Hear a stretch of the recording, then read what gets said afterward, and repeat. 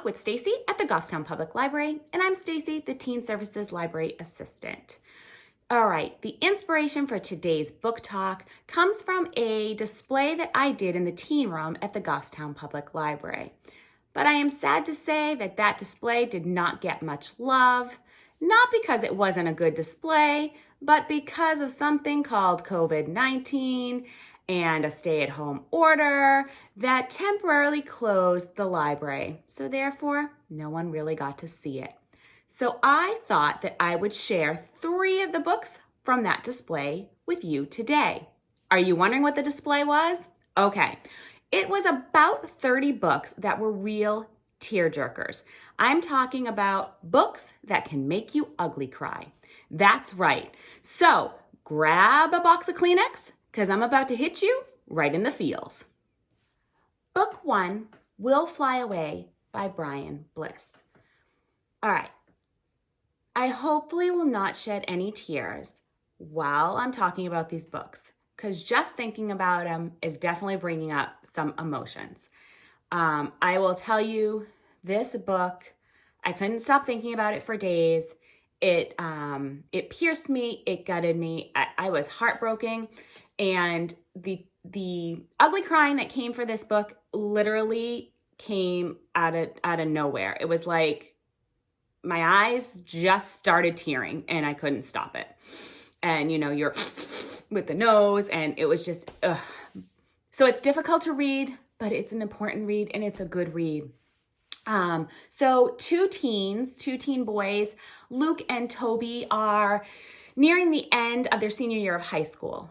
Both boys have talked for a long time about getting out of their deadbeat town, leaving their impoverished homes. Luke wants nothing more than to leave his neglectful mom behind. She leaves for days on end, leaving Luke to take care of his younger twin brothers and run the household. And then Toby is looking to leave his alcoholic and devastatingly abusive father, and his father's also a petty criminal. So there's never enough food in the fridge for these boys. And with the exception of one teacher, most of these teachers in their school turn a blind eye to the boys' home life. Right away, we learn that Luke is on death row for a crime that he admits to and he does not regret doing. Yet we don't know what this crime is, and as we read, the story is written in a format that alternates between Luke's letters to Toby from death row and the events that happened in their senior year, all unfolding the circumstances behind Luke's incarceration. As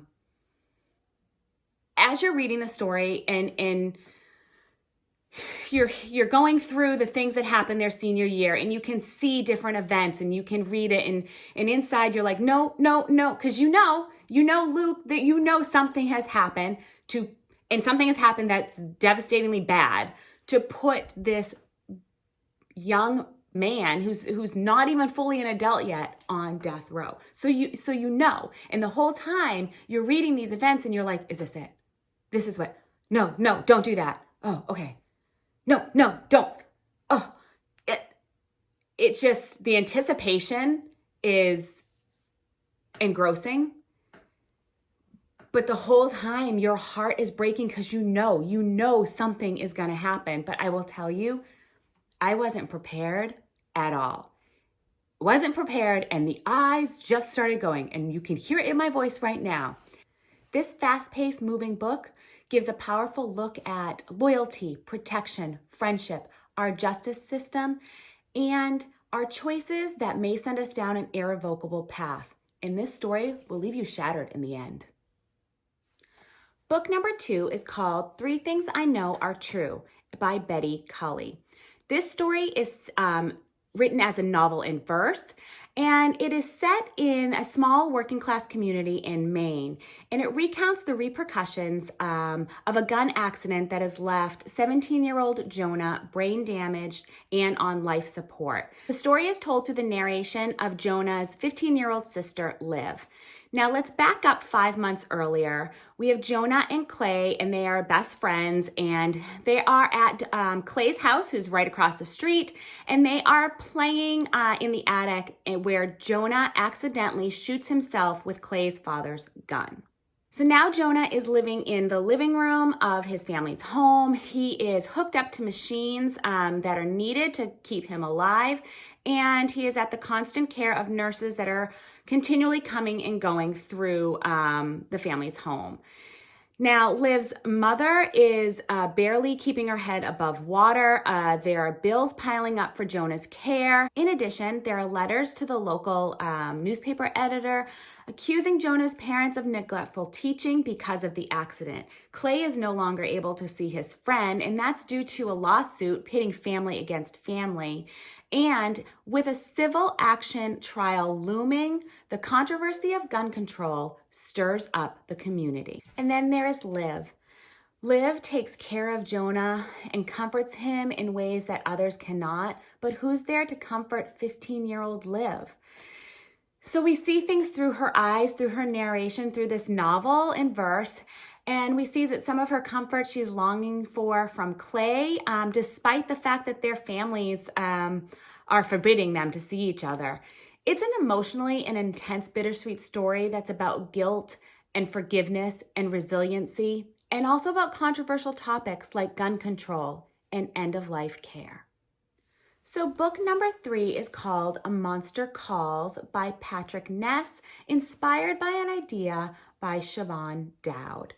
It has been a while since I read this book, so I picked it up the other day just to kind of refresh myself. And at the very same spot, even though I knew what was going to happen, it didn't matter. I could feel it. The floodgates were opening. The tears were coming from my eyes, even though I already knew what was going to happen.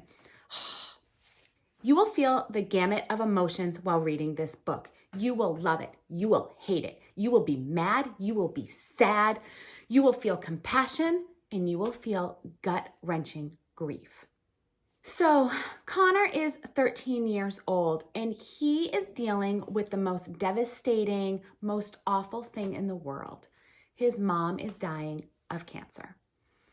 He is also dealing with reoccurring nightmares that contains a monster so scary and imagery so scary that he cannot tell anybody. He does not want to share it with anybody. And he wakes up at the same time every single night, just in sweat because of this nightmare.